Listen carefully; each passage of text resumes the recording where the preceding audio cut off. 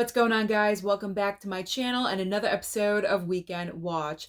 Deadpool and Wolverine was on fire at the box office this past weekend because just domestically, the film brought in $205 million and worldwide $438 million. These are fantastic opening weekend numbers, and this film is easily going to make $1 billion.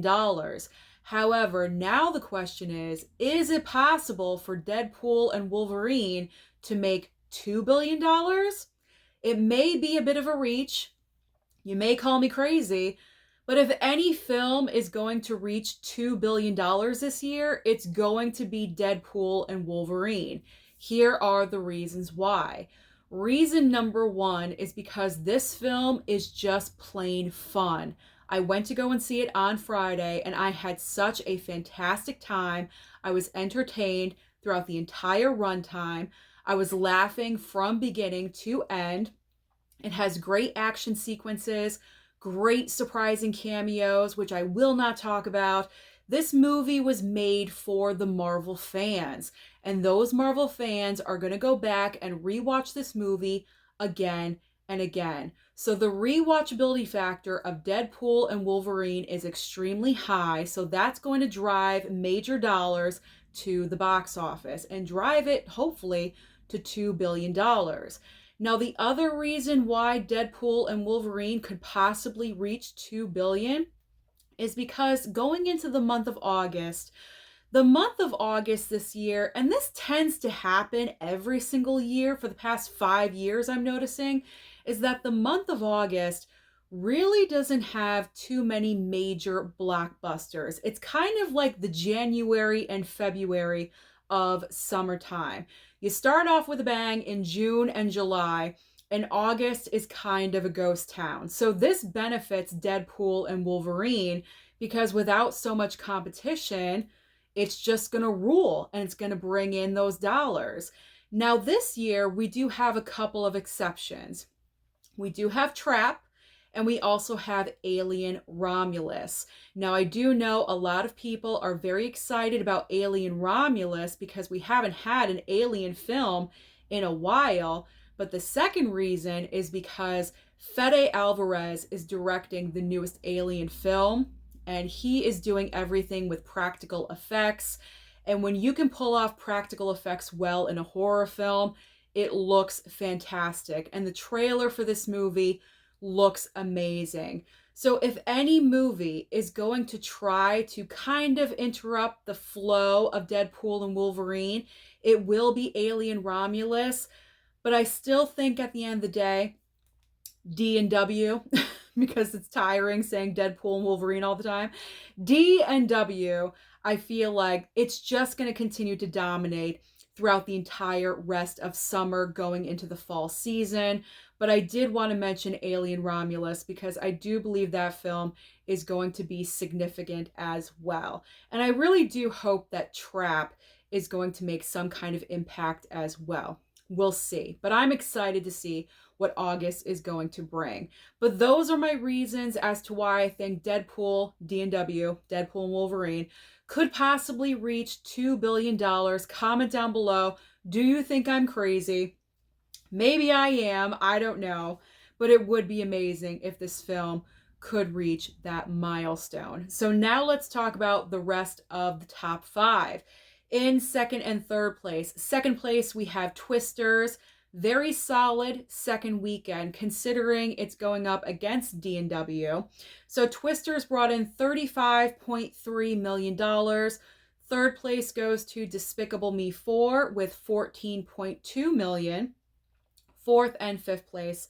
Fourth place goes to Inside Out 2 with $8.3 million, and rounding out the top 5 is Longlegs. How amazing to see Longlegs still in the top 5 after 3 weekends. That's pretty great. So Longlegs brought in $6.7 million. So what is new at the box office this coming weekend? Nothing that is going to dethrone D&W from number 1, but there is one big main major new release and 3 smaller options for you.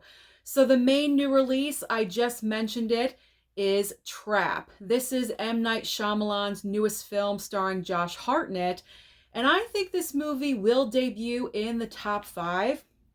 I think it looks pretty good. I've seen the trailer numerous times. This trailer has been playing before every movie that I've seen probably for the past month and a half at least. There's a lot of talk behind this movie. Josh Hartnett is making kind of a Hollywood comeback right now. So there's a lot of talk behind the movie. And usually M. Night Shyamalan films, when they first come out in the opening weekend, everyone wants to go and see it because we want to know what the twist is, what's happening in the movie. So I'm sure it will post a significant opening weekend, but nothing that will, dethrone D&W. So it will debut in the top 5, but with how much, I'm not really sure. If I were to guess right now, I'd put it in 3rd place. I think Twisters is still going to hold up in 2nd place, and then I would put Trap in 3rd place. So the 3 other movies that are debuting in more limited release, we do have Harold and the Purple Crayon, Kneecap, and also The Firing Squad. Now, Kneecap and The Firing Squad, I have not heard of at all whatsoever, so I'm not thinking that those are going to be in the top 5. Probably not even the top 10, I would not imagine. Harold and the Purple Crayon, I guess this is starring Zachary Levi, and I feel really bad for him because I feel like his career is kind of going on a downward slope these days, because if it wasn't for a random poster at my movie theater, I wouldn't know this movie was coming out at all. I haven't seen any marketing or advertising for the film at all whatsoever. And you could say, yeah, it's nice for kids, but we have Inside Out 2 and also Despicable Me 4 to choose from right now. So Harold and the Purple Crayon, I don't think is going to be very significant, unfortunately. But if those are playing at your local theater, you may want to go and check them out. All right, so now let's move on to streaming, because as I always say, there's always options on streaming for you. Over on Netflix, we have the debut of Tarot this Thursday, I believe, and also Godzilla -1, the black and white version. So if you've been waiting for that, then this week is your week. I think that's debuting on Thursday or Friday, one of those days. All right, but besides that on Netflix, we do have the director's cut of Rebel Moon Parts 1 and 2, but I think I'm going to bypass on these movies because I didn't check out the original or the regular cuts of Rebel Moon. I love Zack Snyder, but these movies, they're really not for me. It's kind of like his version of Star Wars, at least that's what I've heard anyway. And I'm not really into Star Wars. It's not my thing. So I didn't check out the previous movies. And I'm certainly not going to check out the director's cuts because I heard I think part 1 of the director cut is like 3.5 hours long. That is crazy long. Like, it's just too much time for me to invest in one movie right now. So I think I'm going to bypass. But I think I will check out Tarot because I said I was going to check it out on streaming when it did drop on Netflix, and now is the time. So I will watch Tarot and judge for myself how that one is. All right, over on Max, we have Elizabeth Taylor, The Lost Tapes. I'm really enjoying like these documentary style information pieces that Max is doing about old Hollywood celebrities. Last week or the week before, we had the Faye Dunaway documentary called Faye. I still have to watch that, by the way. So I have to make that a priority this coming week. So Faye, I still have to watch. And now we have Elizabeth Taylor. And talk about Hollywood icons. She is legendary. So I am making that definitely a priority on my list. I need to watch that one as well. Now, this is probably the biggest debut of the entire week on streaming, and it's also my gold star recommendation for the week. Over on Hulu, we have the debut of Kingdom of the Planet of the Apes, and that is coming this Friday. So if you missed out on seeing the movie at the movie theater and you do want to check it out before the physical media release, because that's not happening until the end of August. So this is great timing for you guys to check it out to see if you want to pick up the physical, version of the movie. I will be streaming it on Hulu. I know my dad wants to see it. My mom was curious about it. And why not? Why not watch Kingdom of the Planet of the Apes one more time? I did see it in theaters.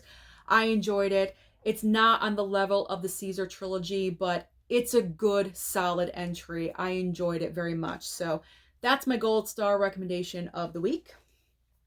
All right, moving on to Amazon Prime. We have Batman, Caped Crusader, and also Lisa Frankenstein. Lisa Frankenstein was such a cute, out of nowhere movie this year.